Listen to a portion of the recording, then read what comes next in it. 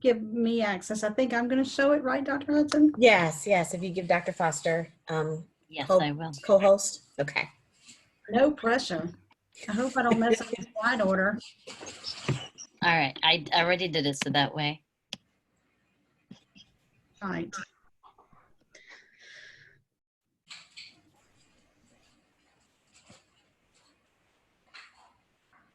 It sounds like Wheel of Fortune when that time hits, doesn't it?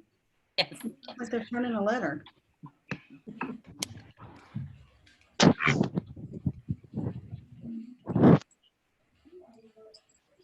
I suppose he says he's trying to get in.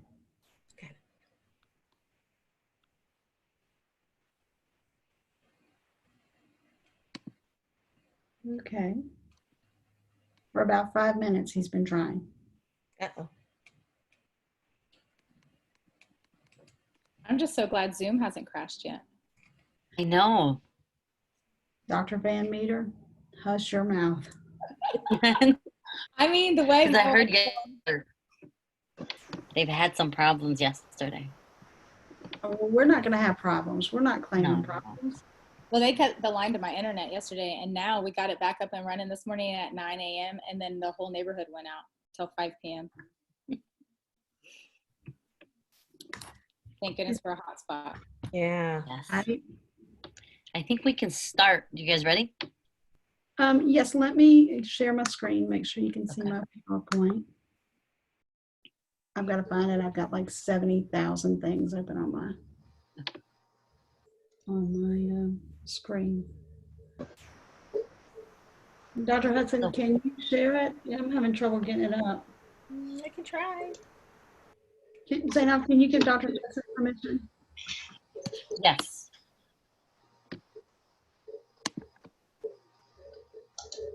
So I'm going to make her the host, right? Perfect. Okay. That's Did fine. that. Good for both of you? Yep, we're good friends like that. We share. All right. Hello, everyone. My name is Zainab, who's going to be your monitor.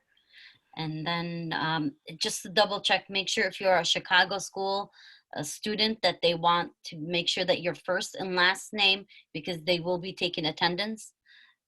So you guys can get credit for this. And then I take it, I'm the presenter. So we're going to go ahead and get started. While Dr. Hudson's pulling up the PowerPoint, we're going to play a little trivia. And if you are a Chicago school student or Andy Brown, you're not allowed to answer this question. So the question would be, on average, how long would you say that Dr. Hudson, Dr. Harris, Dr. VanMeter, and I have known each other in order to do a presentation like the one you are going to experience today based on what you've read? And so just pop in the chat how long you think on average we've known each other. Can't wait to see what they come up with. 5 years, 8 years, 10 years, 3 years, 1 year, 6 months. So we've known each other, somebody said 1 year. So basically you guys think that we've known each other somewhere between 6 months and 10 years, and that would be accurate. However, we've really not known each other that long. I would say that the longest of our relationship is about 4 years, and the shortest would be about 6 months. Would you say that's fair, guys? Yep, absolutely. The thing that makes our friendships and our work relationships so important and so unique is this thread of intentionality, which you're going to hear about all day today. Now, this is the only introduction you're going to get to us. You're just going to see our names on this screen because we felt like it was more important for you to know us. We were going to take today as opposed to spending a whole lot of time talking about who we are. So we're just going to forego with the formality of that. If you were coming here expecting that, we're so sorry to disappoint. You can email any one of us and we'll send you a brief bio. But that's all we have to say about that. Dr. Hudson, you can advance the slide. Dr. Harris, were you able to get in? Okay, I'm just going to roll with his part. So you're going to do a couple of things today. We're really going to assess opportunities and barriers to achieving this really intentional intercultural competence that we're going to talk about. You're going to really kind of look at your own level of intercultural competence through a series of probably very unique assessments, one coming up in just a moment. And we're also going to engage in other experiential activities really aimed at making you consider, how do you want this to look for you in the end? You're really going to get an opportunity to look at barriers and opportunities through the same lens. What's one person's barrier may be another person's opportunity. You can advance the slide, Dr. Hudson. Can you click on that link and see if you can open up? Sure. So we're gonna do something called what we've titled as a privilege primer. And so, Can you see that, Dr. Foster? we can. So if you'll go to the first one. So the author of this says, you know, when I mismatch my shoes. And so before Dr. Hudson slides this, what comes up for you? Just pop it in the chat. What comes up for you if you think about mismatched shoes? Like you feel nauseous, are you gonna throw up? You need to go to the bathroom? Hey guys, if we could get you guys to mute your mics, that would be great too. So what comes up for you as you see this?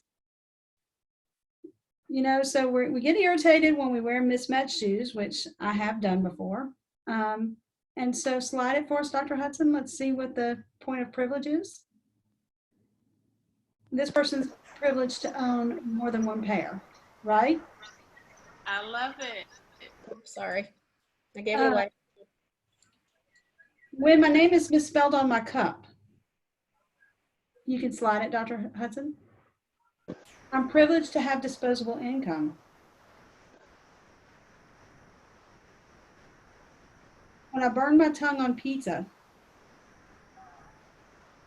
I'm privileged to know the taste of hot food. When the Wi-Fi is down, thank you, Dr. VanMeter. Hi, Virtual 5 on this one, because you've already kind of talked about this, right? I'm privileged to have access to a computer. And When my flight is delayed, I'm privileged to travel for leisure.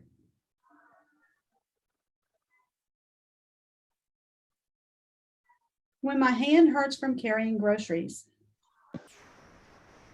I'm privileged to have access and can afford healthy food. I had this was my point of privilege this weekend. As I was talking to one of my colleagues on the call, I was doing laundry and I was loathing every bit of it.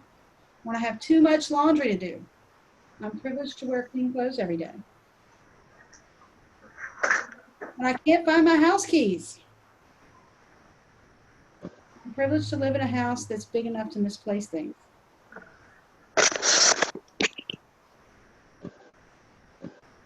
When this futuristic hand dryer doesn't dry my hands, I'm privileged to have access to clean water, and I think this kind of hit this today. And so this was just a primer to get us thinking about kind of where we sit in our relationships, and to think about the kinds of things we talk about with our colleagues and our peers. You know, routinely, we four that are presenting today will travel to the same destination. And there was a time a couple of years ago that Dr. Harris and I were stuck in an airport, and I couldn't have been more, I just want to get home. Why can't my flight get here? And so it dominated the entirety of our conversation, as well as with two of our other peers, one of whom is on the call, Dr. Brown. But just, you know, I don't know that we didn't have the level of intentionality in our relationship to call each other on our privilege. We have since gained that. And so this is just a primer to kind of get you into the mindset to think today about how do I intentionally go about having these really important conversations with my peers. So we can advance the slide. What slide number is this, Doctor? Hold on, I'll tell you. Sorry about that. You didn't know she was going to have to do all this work today. I think it's 3. Yeah, I think it's 3. Perfect. So So there are many, many models of intercultural competence. We are going to use a fairly simplistic model today to kind of run us through the experiential journey of what your relationships with peers, your professional peers look like. And we chose a simplistic model on purpose because we didn't want to get stuck on the content or the event that is intercultural competence. We really, really wanted to spend our time today talking about the process of intercultural competence. And so, if you get nothing else from this presentation, know that this is a process and not an event. And so there are going to be some things that we talk about today that may make you uncomfortable. There may be some things we talk about today that may not have been in your sphere of reference before today. There's an assessment at the end. No one's going to see the results of your assessment. We challenge you to sit with the results of that and think about what they mean for you. So today is really, for the next 50 minutes of your life, you are going to be part of an amazing process. Dr. Foster, that's actually slide 4, so you're going to slide 5. Okay. So what is intercultural competence? We are grounding our presentation in this definition. It's the ability to relate and communicate effectively when individuals involved in the interaction don't share every similarity in terms of the same culture, the same ethnicity, language, or other common experience. And I like to say that there are no common experiences, so every interaction that I ever have with somebody, there's the ability for it to be filled with this intercultural competence. And so we really want you to broaden your lens today and think about culture in the things that you see and don't see in your interactions with people. You can advance the slide. And now I'm going to stop talking and turn it over to my colleague, Dr. VanMeter. Hello. So why is intercultural competence important in our professional relationships? So there's 4 points we're going to talk about briefly. 1, higher level of intercultural competence in professional relationships is an asset to diverse learning and service delivery. So of course, the more competent, the more knowledgeable, and the more educated you are about intercultural relationships, the better you're going to be able to learn, ask questions, use curiosity, and deliver services. Second, improved interactions between stakeholders. And third, ability to perspective take. So as she said, we have no common experiences. We all come from different backgrounds, different experiences. We may have maybe a common identity, but we've all gotten there in some way, some form or fashion differently. We also have lived differently. And so it's really important to be open and curious and accepting of those perspectives. And fourth, creates interpersonal trust and safety. So understanding intercultural competence is really important in creating a safe environment and trust within your colleagues, your peers, and other professionals.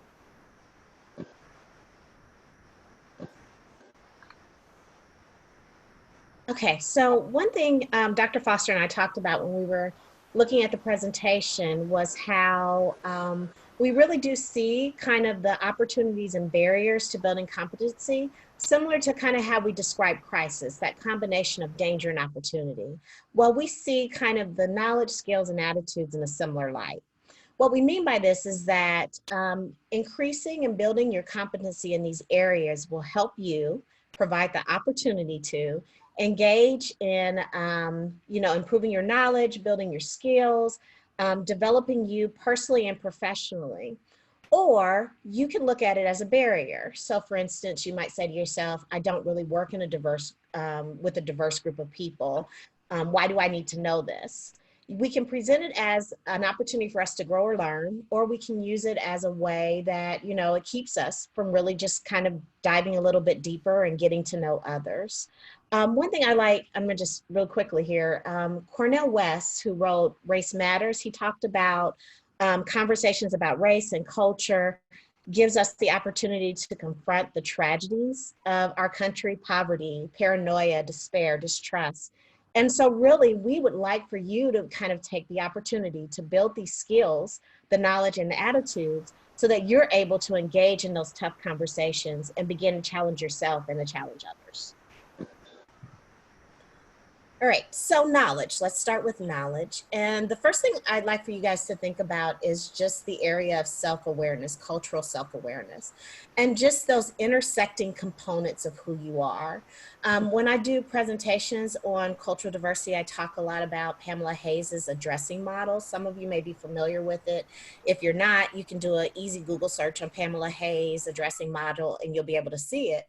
But that model really talks about kind of those intersecting components of who we are. So age, or if you have a developmental disability or disability, religion, spirituality, ethnicity, all those different parts of who we are. And so the idea is if we can understand those components of ourselves, it'll make us more open to having those conversations and understanding others. So the next part is cultural specific knowledge. So this is just about learning about other cultures, basic information, and then also testing what you already know as if it, to determine if it's truth and accurate in what you've learned about those cultures. And then we have social linguistic awareness, which is just understanding the nonverbal and the verbal communication and having willingness to be able to accommodate others who don't communicate in the ways that you do. And then the last one is grasping global issues and trends, and just kind of recognizing that things that happen globally really affect are, you know, from a national standpoint, a state standpoint, from local communities are really impacted by global issues. And we all know that from kind of what's going on in our society now. And I think we're headed for our first kind of scenario that we want to present. So if you could just read the scenario really quickly.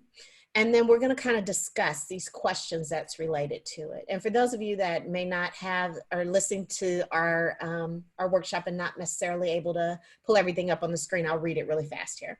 So a coworker who identifies as Native American is having difficulty relating and expressing needs in a faculty setting. The coworker feels like he is a scapegoat and that his research is not being respected because it is focused externally with Native tribes and not focused on academia. He believes that his Native identity plays a role in continued oppression and separation as a member of the staff. Okay, so now what I'd like for you guys to do, feel free if you want to come on camera or just unmute yourself and kind of participate in the discussion.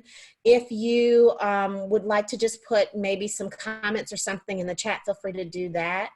But the first question is, your colleague has come to you with an issue in confidence and to seek support. What knowledge would be needed to effectively connect and empathize with your colleague? What do you guys think? What knowledge do you need to have? And I can't see the chat, so Dr. Foster, Dr. Yeah, VanMeter. I'll monitor it. I have it up if people want to start popping things in the chat. Yeah. I'm monitoring it as well. Okay. Support his truth, Ruben said. Okay, absolutely. Right. This isn't a time for us to really kind of determine whether he's accurate in kind of his beliefs or not, but to understand this is what his experience is. Okay, what are some other comments? Know about Native American culture. Okay, take it as an opportunity to learn about the culture. Wonderful.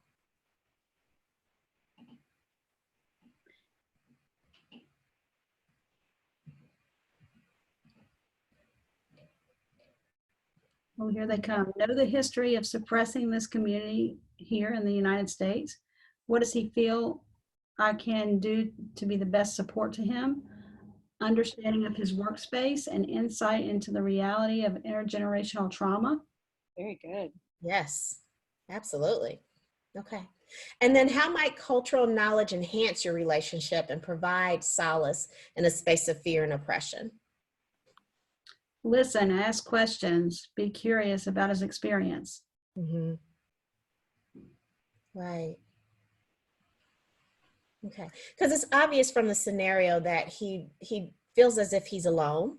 And so you can present an opportunity to gain knowledge and support a colleague and helping him navigate these waters. And that may not necessarily be what you have to experience or what you've been through, but one where you can support and help and develop the, people that you work with. So Joe has presented an interesting comment, Dr. Hudson. Joe says, could it be that because many Native American tribes work to achieve a consensus, and this academic culture does not, could that be the issue? That would be a good Absolutely. question. Yeah, that would be definitely something to explore. I completely agree. We, especially in academia, you know, in many ways, it's very individualistic. You know, we do our own work, we have our own research, we try to support each other as a team. But for many of us, the goal is to continue to develop professionally and to grow in that area. And so the Native American Indian culture is not like that. And so there could be miscommunications, misunderstandings that could be challenged and spoke about and explored as a academic community. So thank you for that. And also not being afraid to have that conversation, because we might think it, but we wouldn't say it. You know, when we were putting together the presentation, we were talking about when did we reach that level of intentionality with each other where we just say it. And so part of it is it's okay to have the knowledge of, oh, wow, this is how, you know, his culture may operate. This may be what he's feeling from a cultural perspective. And I'm just going to support him the best way that I can. Sometimes silence is not supportive. And I can't believe I'm saying that because I'm the queen of silence. But sometimes silence is not supportive. So it's also being really intentional in your delivery and being willing to challenge your knowledge and to say, how does this fit for you? Mm-hmm. And silence can be misconstrued, you know, like if I am having an area of difficulty, like surrounded by culture, and Dr. Foster, you were silent as I'm presenting kind of some of my challenges, I can misconstrue that silence to mean that you don't support it, you think I'm wrong, that, you know, you have feelings that you don't want to express, you don't feel like this is a safe place to discuss it, and therefore I don't feel safe in discussing it as well. And so making sure that we are just kind of understanding of not just what our experiences are, but how those experiences can be perceived by others. Ruben says that all is, oh, I got to go backwards. I don't want the comment to be lost. Bear with me. Let me go backwards. Ruben said, all that is fine and good, but the reality is that at a white institution or white university, he may always feel like he does. Mm-hmm. Yep. I responded to him with basically that this may be true, but being his advocate and ally is a great way to open doors for connection. This was based on a personal experience that I have had with a colleague, and this colleague often comes to me frequently. I got this colleague's permission to use this as a scenario, and it's been very productive since then, using empathy and curiosity and also allowing his truth to be mine. I come from a relational cultural theory background, and so working with this person has been educating for him and for me. We've been learning from each other, which is wonderful. Mm-hmm. Yeah, absolutely. Yeah. But I think transparency and authenticity play a big role in that. Yeah. And if I could, real quickly, because I know we don't have much time, but if I can share a personal experience that I had, my very first job in higher education, I was the only minority in the counseling department at a school where there were only 3 people who were not white. And so one day during my first couple of weeks teaching, I come to my office, and outside my door, on the door, is a picture of a monkey. It's an ape that's taped to my door. I'm horrified. I'm scared. I go to my department chair and I tell my department chair what I find. And his response to me is, I'm sure that's not what you're thinking it means. Okay. So I felt so unsupported. And it was my colleagues, like those that were really, like I said, I'm the only Black person, you know, in this department, and not very many with the whole university, was very supportive and loving and protective, and, you know, fought those hard battles with me. And so I think Dr. VanMeter is very, you know, she's right in understanding kind of how those relationships that I were able to build with my peers that didn't look like me really helped me during a difficult time. Okay, we're ready for the next slide? Yes.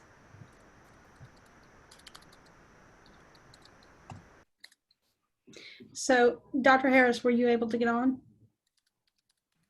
No, Dr. Harris. I'll continue in his absence. And so We also talked about with knowledge, knowledge is not enough. You also need skills. And some of these things we've already started to lay the foundation for in the last example. We want to listen. We want to observe.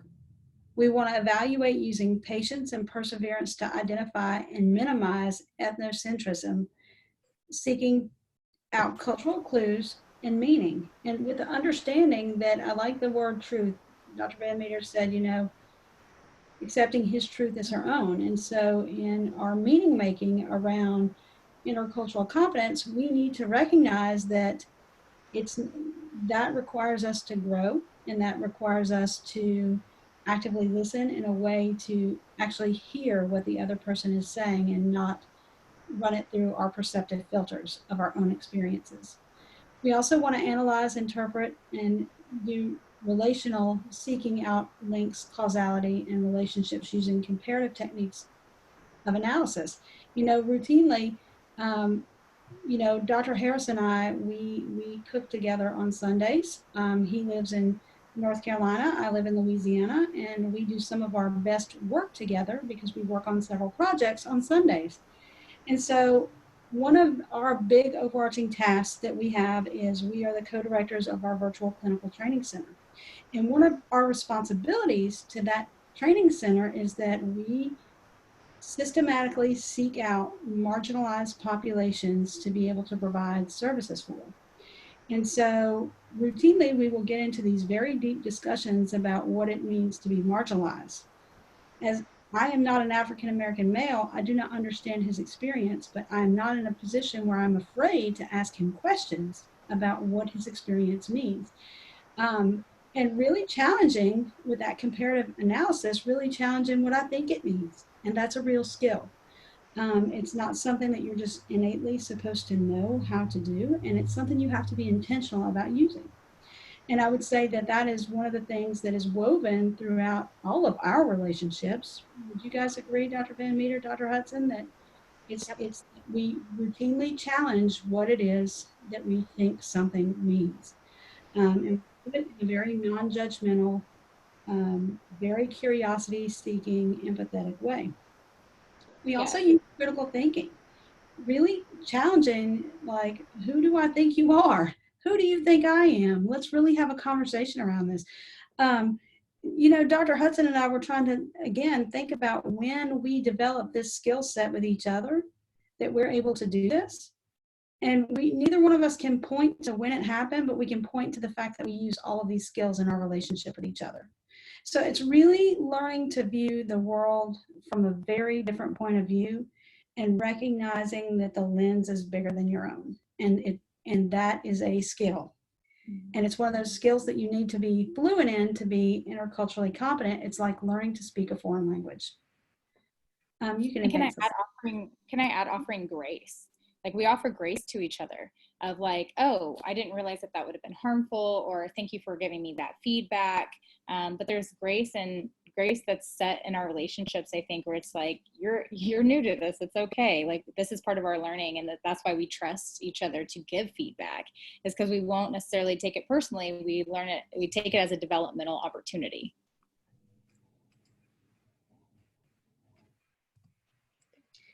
So let's take an experiential walk again. We're going to go through the experience of cultural skill. So for those of you who are on the call and you can see the scenario, just take a moment to read it to yourself. For those of you who can't read this scenario because you're listening, I'm going to go ahead and read it to you. You are a colleague in a small office that has little experience with non-Western religions. Your coworker identifies as Muslim and practices, I can't say that word, that's cultural skill. I'm going to ask for help here. Can someone help me with that word? Salat.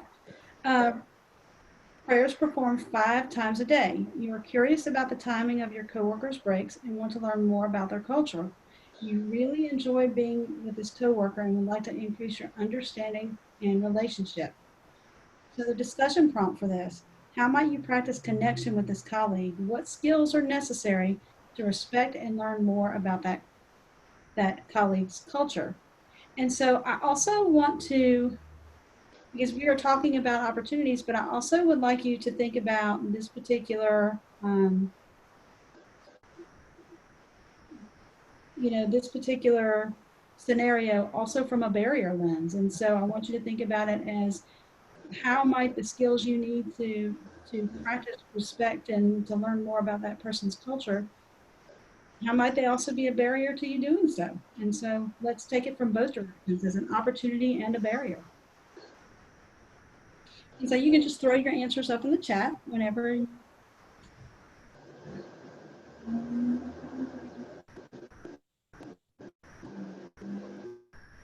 So broach the topic and ask the coworker about the practice. Come from a place of curiosity. Absolutely. Observe when the time the call to pray is. That would be great. And then be like, say, hey, I noticed that you went to pray at this time. Can you tell me a little bit about that? Wonderful, yes.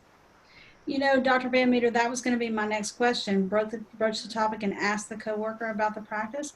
I even wonder from this skill perspective what it would mean to ask the coworker. Like, what would that sound like? Mm-hmm. Yeah, that's right. So I have a couple of colleagues and peers that are identify as Muslim, and like when they're fasting, instead of asking like, "Oh, this may be really hard for you," I always try to come from a different space because I hear them get that a lot. "Oh, this is hard for you." Instead, I try to say, "What have you learned from your experience?" And give them space to provide me opportunity, because that's what they're doing is they're trying to create a closer connection to their God and relate in that way. So I want to know more about what that's like for them, that experience of fasting versus like saying what it might be like for me, even though I haven't done it. And I want to add to this if I can. I had a intercultural professional relationship one time, and I was doing some consultation with this peer, and the peer had lost her father, and she came to me, and she was very distraught with a colleague.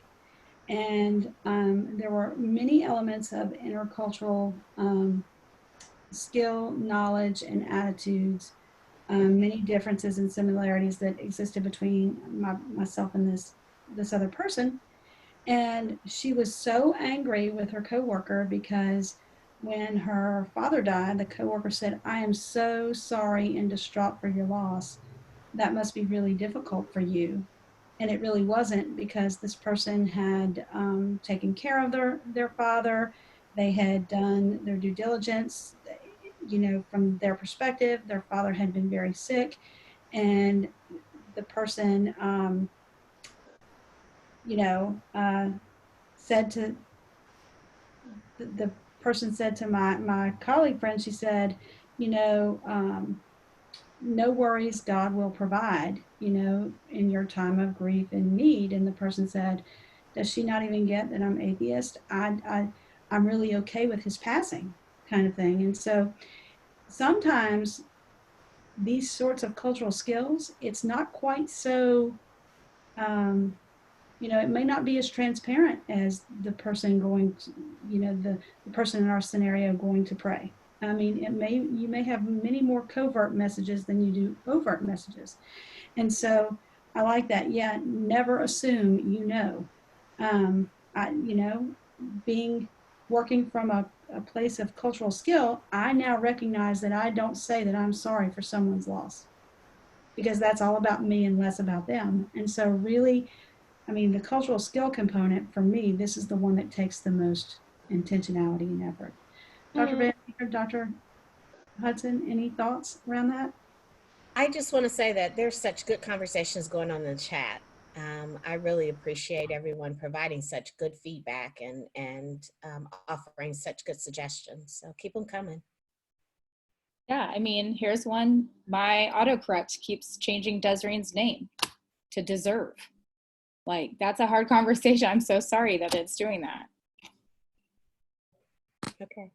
All right, you ready for the next slide? Yes. So I'm going to turn it over to my esteemed colleague, Dr. VanMeter now. All right, so now we're going to talk about attitudes. So we're going to talk a little bit about respect, seeking out other cultures' attributes, value cultural diversity, thinking comparatively and without prejudice about cultural differences. So I do like, I don't know if it was Sarah, somebody in the chat said, don't expect that person to represent the whole entire population. I think that's a wonderful way to have a respectful attitude and seek and value cultural diversity in general. Then, it flickered. Oh, sorry. I'm sorry. I don't know what happened. Go ahead. You're fine. Openness.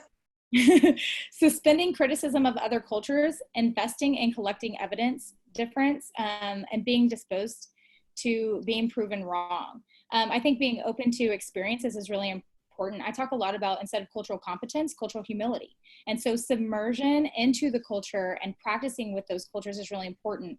An example is I just spent 3 days making tamales here at my neighbor's house who are from Mexico, and an underserved population of undocumented people here in Oklahoma have lost their jobs. And so they have no access to resources because they can't reach out. And it's also part of their culture to have pride. And so I learned a lot about the culture. I learned how to make good food.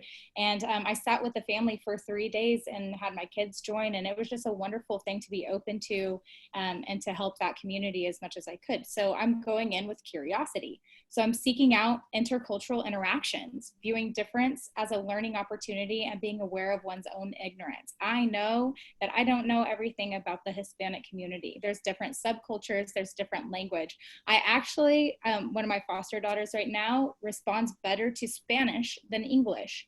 She is not Hispanic, but so I am learning more Spanish to be able to speak to her because she responds to it. And I'm learning that from my neighbor. I'm asking with curiosity, and they make fun of me sometimes because I say it in a very Western accent, but it's been a learning experience and they're open to me doing that. And I love that because it's about discovery, tolerating ambiguity and viewing it as a positive experience.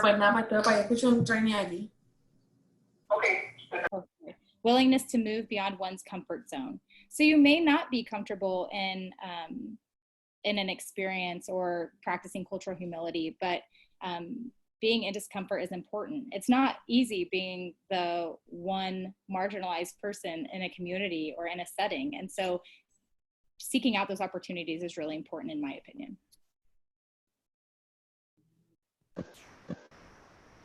Are we ready to move to the next slide? Ready, thank you. And this is me too, right? Okay. Just double checking. Okay, so here's another scenario. We're going to discuss this as well. So now instead of viewing it from someone else's perspective, I want you to take a moment, take a breath, and think about yourself in this perspective if this were you. You are one of 2 people at your workplace that identify as LGBTQ+. You like to attend large conferences and meet new people. You discuss and awe over other professionals talking about their families, their children, and their partners. Because you are one of the only people in your office that identify as a sexual or gender minority, you wonder if other professionals will accept you or devalue your education if you were to share about your family, your children, and your partner. Many states also have no protection for LGBTQ+ employees, so you also wonder that if someone dislikes you because of your sexual orientation or gender identity, if you will be let go from your place of work. So one of the questions is, if you were this person, what attitudes from other professionals could help you feel safe? And you can mark in the chat or you can hit unmute.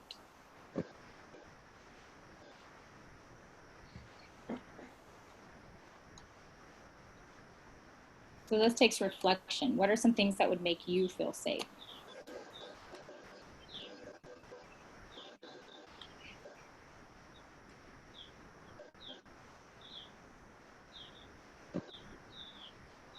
Openness to learning and growing. Yes. So how do we practice openness?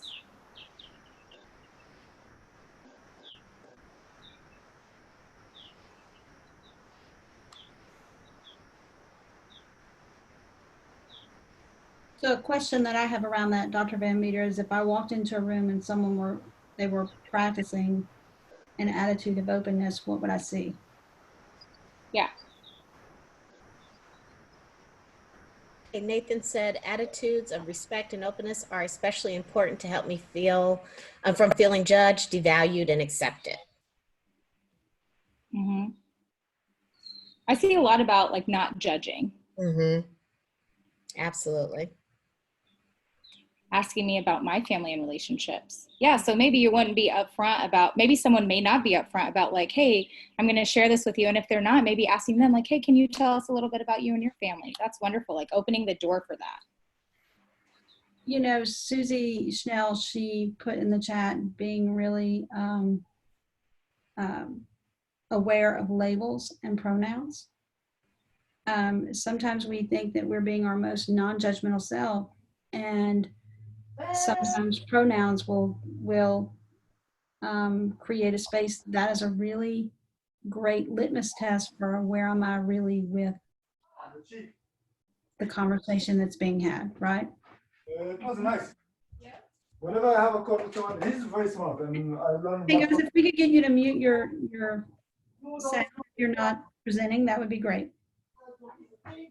Having a smile on your face when you meet new people, being willing to learn someone else's perspective, workplace that ask about me personally and not just the work that I do. That's wonderful, yeah. Mm-hmm. Okay, and then the next question is how my attitudes of others impact your ability to be authentic? And if this was a professional you know, how might you help with acceptance and safety? Economic response to the crisis. I disagree. Because just like as a clinician, I know my clients come to me and that are LGBTQ plus or of a marginalized population, and they still have trouble trusting and being vulnerable with me at times. Just even though I've earned a lot of their trust, it's still that fear of like, people do things behind people's backs and I have my own experiences. So how do we navigate that? I don't feel safe and welcomed. I'm not going to be my authentic self. I'm going to be on guard. Advocate for differences, stand up for other people, speak up against any type of discrimination. Yeah, I think advocating and speaking up, like I know when I'm in a room and somebody says something that I feel like is oppressive or discriminatory, I will say something like, I'm not sure that that's really appropriate. And if you're gonna have that conversation, please don't have it around me. And that, I think that's, you know, a lot of why people will open up to me too, because I'll advocate for them when they're not there. Mm-hmm. And, you know, Dr. VanMeter, that makes me think of a conversation that we had, that you and I had, I guess it was in January or February. And we had a conversation that had nothing to do with you and I, but it had to do with something that someone else had said about you, to you. Mm-hmm. And I don't know if you remember that conversation. You can bring it up again. I may not. Go ahead. It was when you cut your hair. Oh, yeah. And so, you know, we had a conversation, and though I wasn't the person making her feel devalued or not her most authentic self, it's also really important that you have allies that are not necessarily the person that you encounter. And so think about who, regardless of how you know them, who will support you. Absolutely. And you were an awesome support. Thank you. Now I love myself. High five. Okay, so Joe said in the chat, I think that forms done in gender neutral language help. People asking about my spouse instead of my husband would give me the opportunity to say my orientation. Yes. Good job, Joe. Yeah, and that's hard too. Again, that goes with like offering grace, because sometimes people are socially scripted to not use that language. And so I always throw people off whenever I say, oh, my wife, and they're like, I'm like, no, it's okay. It's okay. I just want to let you know. So for next time, you could just say, hey, your partner or your spouse, and let them respond. And it's a learning experience for everybody. Allowing for transparent dialogue and authentic acceptance. Good job, guys. And so I think the other thing about that is you just brought up another really great example is, you know, when someone assigns labels to you that have cultural bearing and relevance, to the best of your ability and when it's safe, being able to challenge that in somebody and saying, no, that's not it, but you know, this is what it is. And thank you for allowing me the opportunity to share this with you. You know, much like you did when you talked about, no, that's my wife. And so for next time, you can refer to her as my partner, my wife, my significant other, my spouse. Yeah. All right, can I read one more comment? Ruben said, getting over our own selves. I am supposed to be an educator, a clinician, and be multicultural because of my training, but I am also a Black man living in America. So I have my own cultural attitudes I have to manage. Great. All right, are we ready to move on? Yeah, and one last comment. You know, we don't operate in a vacuum, and so the kinds of conversations we're talking about having today are not always easy to have. And because of some of the things in our society, it's especially not easy now. And so I just want to honor what you said, Ruben, because we all come with our own set of circumstances and experiences into any encounter, any relational encounter. And so really kind of understanding who we are in that moment and doing so to the best of our safety, ability, and authenticity.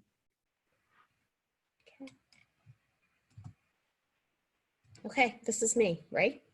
Yes. That is you. Okay. All right. First of all, I just want to bring your attention to the picture. I just so love the cord and thinking of the cord, not just for its strength, but for the love that we can have for our peers and for in our professional relationships. So cord stands for curiosity. It stands for openness, respect, and discovery. And so when we think about curiosity, hopefully that leads you into engaging others and reflecting on what you've learned, where your challenges are, what views or what biases you need to challenge, and just really kind of approaching your professional relationships from when you're thinking of the intercultural perspective, that you're doing that from a way that, okay, I want to learn, I want to know more about myself, and I want to know more about others. And so really just being open to that experience. And then as many of you mentioned in the chat, you know, how judgment can play a role in you kind of either removing yourself from an experience or not wanting to be involved in an experience. So openness means practicing without withholding judgment and recognizing that there may be some discomfort. Usually when you're open, you have to know that there's going to be some discomfort that comes with that. There's going to be discomfort in you sharing and you receiving and you giving, and you have to have a willingness to investigate possible miscommunications and misunderstanding and being open to discussions about them. And then respecting the values of others. And then one way we can do this is through shared honesty about how we're feeling, what our thoughts are, what we know and what we don't know, and asking those that we are communicating with to do the same and being open to what that might bring. And then of course there's discovery and being able to tolerate ambiguity and accepting that this is a lifelong process and that there may not be closure. And so this is even a really good format for even having a conversation that might be difficult to say, we're going to use the cord method to have a conversation around this today. And it provides like this basic ground rule for how we'll operate.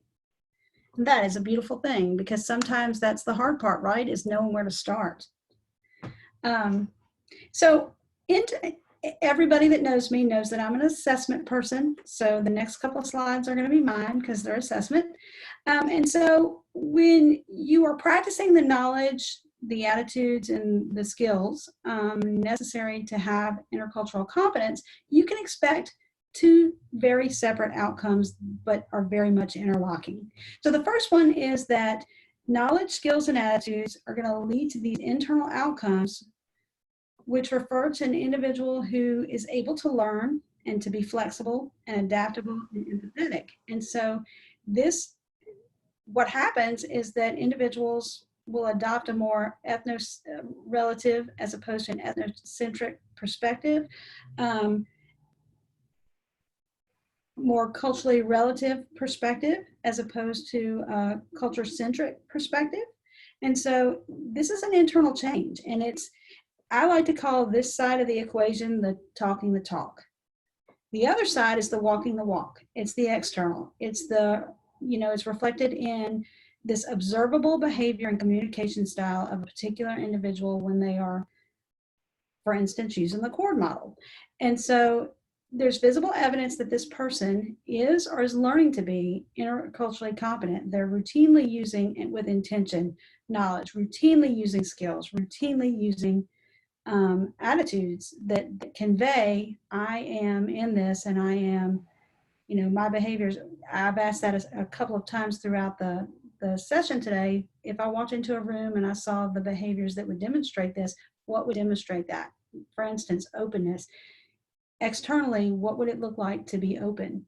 And so sometimes it's very difficult for us to focus on the internal change. And so sometimes this is going to sound counterintuitive to other things we learn about and hear about. But sometimes with this, it's important to walk the walk even before you can talk the talk. And so if you're unsure of what this is going to look like for you internally and you don't have it all figured out yet, practice.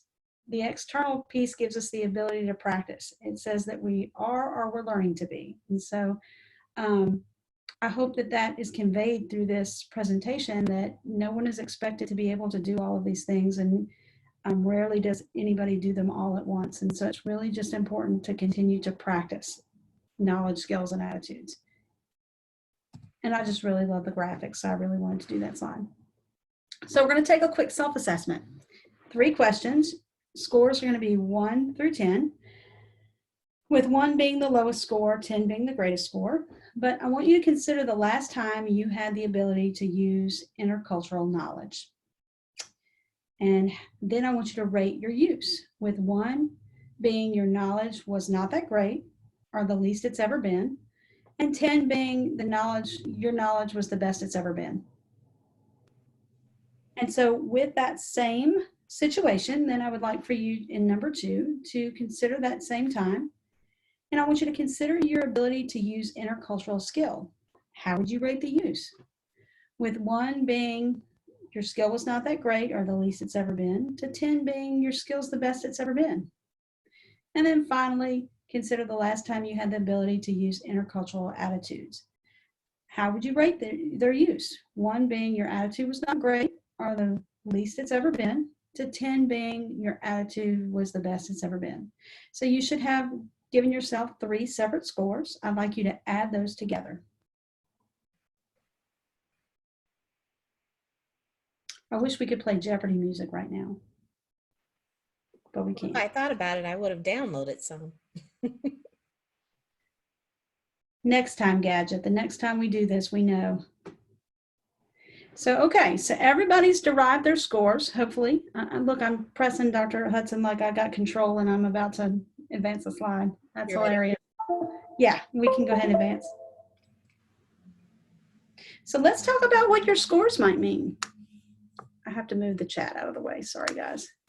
So if your score was 13 or less, you may not be intentionally practicing as much intercultural competence in your professional relationships as you would like.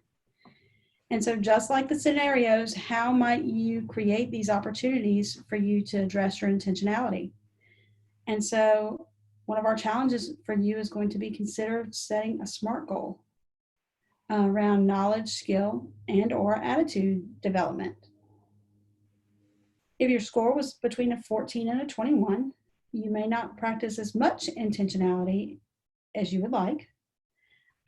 Same question. How will you make opportunities to address this? What will that look like?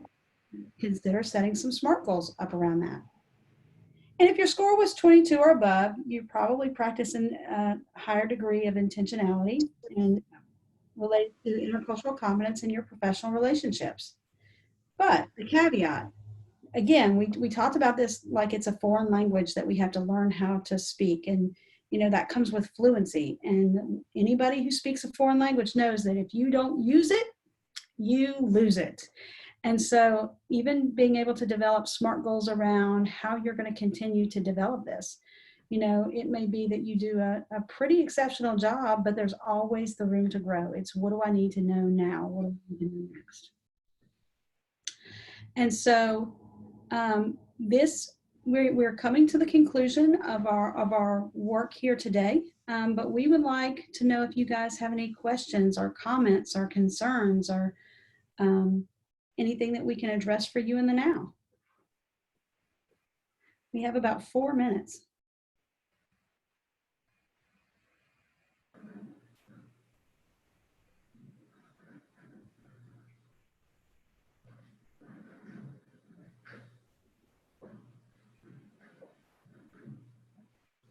Okay, we have a question from Holly. How do you see this translating in an online environment? I love that you asked that question, Holly. We were thinking about that today. Dr. Hudson, Dr. VanMeter, and Dr. Harris and I only know each other in an online environment.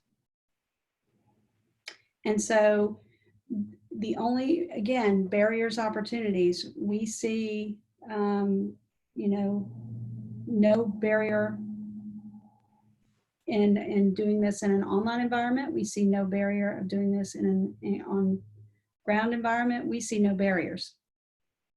I don't want to speak for my colleagues. I see no barriers. I don't either. I have a deeper connection and harder conversations with you guys than I do colleagues that I've worked with for 10 years in person. And so it's lovely. I love it. I would agree. I have the same experience as Dr. VanMeter. I have a counseling office, and I definitely have deeper relationships with my colleagues online than I do the actual colleagues that I work with in person. Dr. Hudson, can I tell our shared experience? Sure. Dr. Hudson and I went on a conference together. We brought our significant others with us who hit it off immediately, and now they have a virtual and text and email, and maybe they don't email, phone call based relationship. They are the best of friends. And so sometimes in order, because we're such busy individuals, I'll have to ask my husband, how are things going with Denita? And so he's like, I don't know, let me call and ask. And so again, every bit of what we've done in terms of these really wonderful, beautiful intercultural relationships primarily began online. Yeah, you really have to, I think, make time to make those connections too. Like I know when I don't go, I know Dr. Soli and I, when we've gone a long time without seeing or connecting with each other, we thrive on connection and relationship. And so I'll be like, hey, do you want to do just like a quick, do you have 10 minutes or 20 minutes? We can do a quick catch-up session and just log in real quick, do our thing, send our love and get off. And so you also have to make the time to connect with your colleagues and on that level. Okay, I know we could continue to go on, but I know Zainab has some information that she needs to pass on to participants before they leave. I just, on behalf of my colleagues, just want to thank you all for your participation and your wonderful comments in the chat, and just being open to hearing kind of how we can do things a little bit differently and learn from one another. Was there anything else you guys wanted to add before we turn it over to Zainab? I just really appreciate the authenticity in the chat and being willing to like do this with us today. I really appreciate it. Zainab, are you there? Did she? Yes, I'm here. Sorry. Oh, it's all right. I think you had like a little information. Did you have that to share? They If did you don't, not I can. need anything. Which, Okay, I can. It's okay. I can do it. All right. Thank you. All right. So if you are seeking CEs for your time here today, there's a couple things you need to do. First of all, if you don't have your full name in the attendance, you'll need to provide that, and you can do it to me and I can put my information in the chat. But if you're seeking CEs, we need your full name so we can verify attendance. And you'll also need to fill out the evaluation at the end of the program that you received. So page 37, there's a link to an evaluation that you'll also